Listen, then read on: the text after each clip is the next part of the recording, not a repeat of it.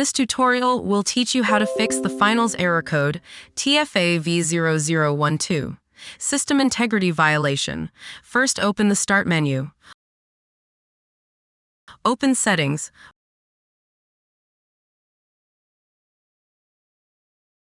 Open Privacy and Security. Open Windows Security. Open Device Security.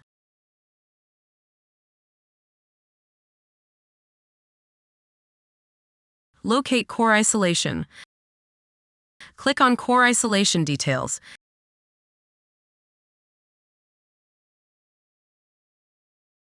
Disable Memory Integrity. Enable Microsoft Vulnerable Driver Blocklist. Now restart your PC to apply the changes.